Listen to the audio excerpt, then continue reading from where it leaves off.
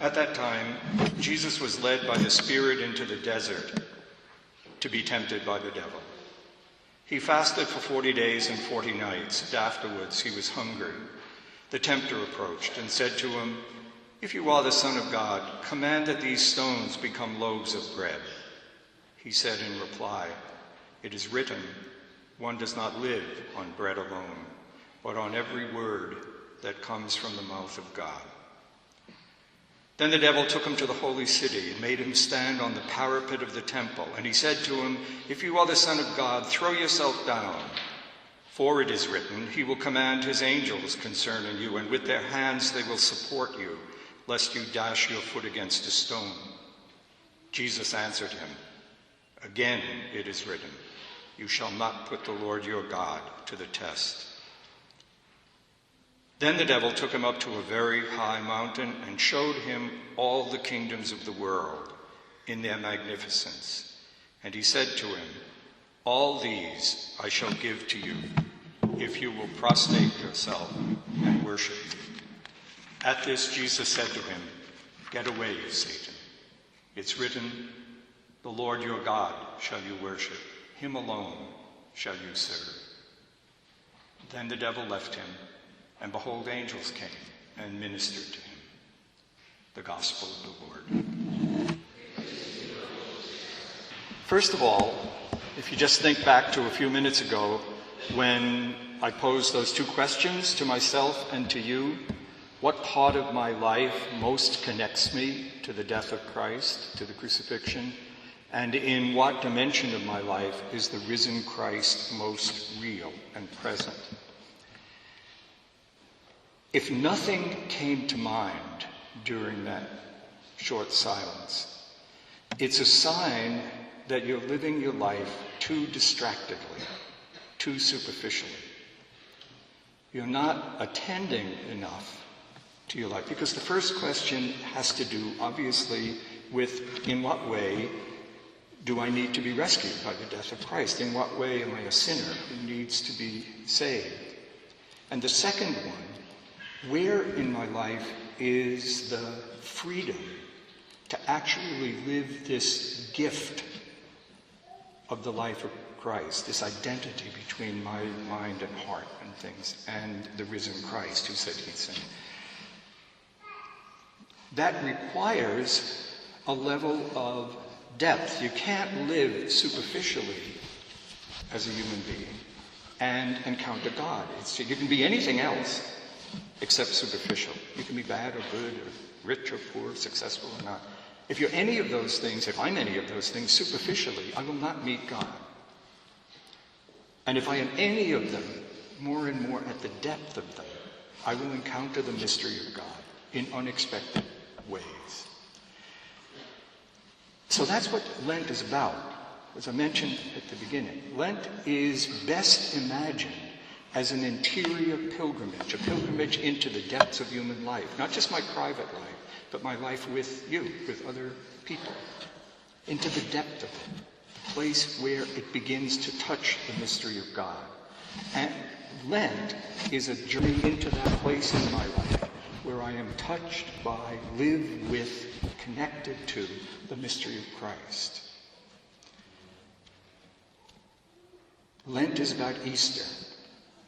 So it's about Good Friday, too, obviously. It's one mystery. Lent is about living with the things I have, my desires, my needs, my hopes. That's fasting. Lent is about the stuff I own, the gifts I have. How do I live them? What's the depth of them? That's about almsgiving.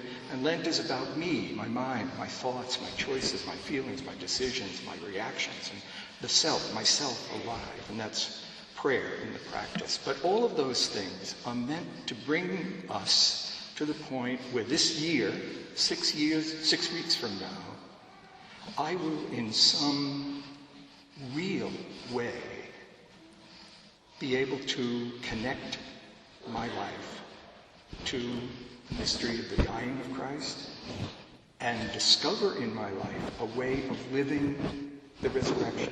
That's what the first prayer said, right? If you remember. So, I think one of the biggest obstacles to our living Lent shows itself in a reaction to these first readings. And that is, I think when I was preparing this, I thought my reaction to this reading primarily is, this is all about a life a lot bigger than mine. If you were thinking about where your sin is to be rescued by Christ, most people I know, and probably most people here, I mean, there are very few people here who do obviously enormously evil things. You know, where you could say, there it is. You know, I really, you know, if you came to confession, which sadly very few people do, you know, but if you came to confession, it would probably be some trivial thing like I lose my temper, I did this, or maybe some kind of weakness that you're not quite sure about, you know, something to do with sex or drink, but they're not enormous sins. So what is all this about that the divine Son needed to die in order to rescue me? I think that's one of our problems, that we don't see how the ordinary life that we are living is actually connected to all this. I'd like to just break for a minute and refer to a reading that we didn't have here, but one that's pretty familiar, I think, to everybody. It's one of the great images in the Hebrew Scriptures. It's in Deuteronomy. We read it at weekday Mass a couple of days ago. And it's Moses at the very end of his life. He's got all the people in front of him on this plain. And he reminds them what the covenant is with God, and the possibility that they can choose to commit themselves to this covenant, and that God will commit himself to them, and they will actually live together. They will form a people. They will be his people. And this whole great image. And then he says to them in this wonderful kind of hieratic thing, I put before you death and life. Choose life. Now, it's obviously it's a ritual passage, you know, it's meant to be. And you don't, but if you just look at it in a kind of ordinary language, why did they need a hint? I put before you death and life. We choose death. No. I mean, who would do that? Okay? But aside from the fact that it is just ritual and a powerful ritual, choose life, I think there's a really important undertext here. And that is, Moses is reminding them that even though they will not be confronted day after day with here's death and here's life, they will be confronted with small choices that are choices for death or life. And that if you see yourself, your life, against this horizon, you will begin to live at a depth where the choices, the ordinary choices you make, political choices, food choices, friendship choices, will be, for Moses and the Jews, a choice of life rather than a choice of death. Well, the same is true of the readings today. We're presented with two enormous, powerful, mythopoetic, if you would, epic poetry. The poetry about the primal sin and the poetry about the presence of temptation in our life. Now, these are obviously not history. That would be to trivialize them, that this is some story about two people somewhere who did this. No. This is a poetic presentation to us of something so real and profound in us. It's about us. That's why St. Paul says, we all buy into this. This is us. This is some fundamental and deep characteristic of being human. It doesn't say where it comes from. That is to say, it has the refusal, one way you can describe it. It is in all of us the refusal to love, the ability to refuse to love, and in fact, the penchant to refuse to love. In all kinds of ways. Think of the trivial things you would say if you went to confession. Aren't they all that? Why are we so inescapably that? I want to just suggest a couple of things. One thing about living with this image of Adam and Eve. These people who were given us, these two, but we stay with the story. They're given this enormously ideal life. They're given all they need. They're given more than they need. They're given intimacy with the animals and one another. They're given intimacy with God.